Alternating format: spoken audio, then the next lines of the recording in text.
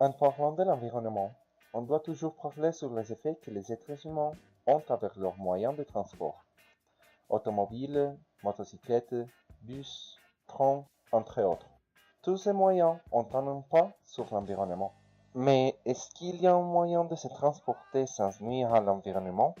Bien sûr, c'est le vélo. Les vélos, c'est reconnu pour être très versatile. On peut facilement faire du vélo à la ville pour aller travailler, pour faire du sport, mais aussi à la campagne pour traverser de longues distances entre un lieu et l'autre, ou simplement pour s'amuser. En plus, le vélo peut être utilisé par les personnes de tous les âges. Les vieux, les jeunes et les enfants semblent s'amuser en faisant du vélo. Même s'il y a des personnes qui n'arrivent pas à savoir comment monter en vélo, c'est un moyen de transport très facile à utiliser. L'année la plus importante était 1817. Un Allemand âgé de 32 ans, le baron Drey, a ajouté deux rues à un marque de bois. Paris, 1861. Un homme appelé Pierre suggérait alors de poser des repose-pieds, ou plutôt un axe coudé dans le milieu de la rue.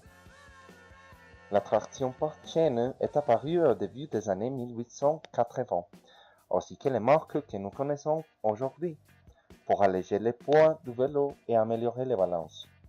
Finalement, les premiers nœuds démontables sont apparus en 1891. Maintenant, regardez quelques parties du vélo. On a par exemple le guidon pour conduire le vélo et la selle pour s'asseoir.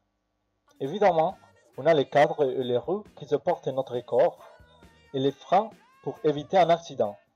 Finalement, on a les pédales pour faire marcher des vélos.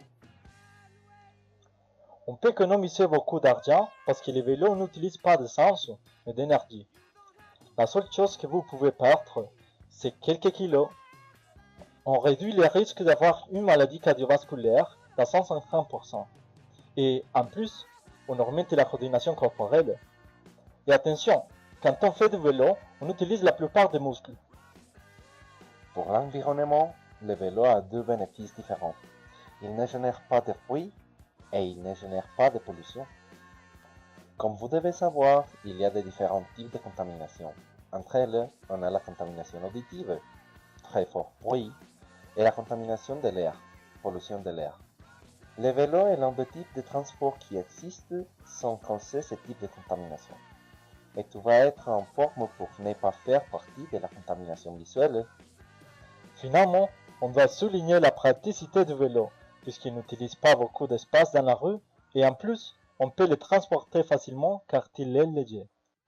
Donc, pas d'excuses, faisons du vélo.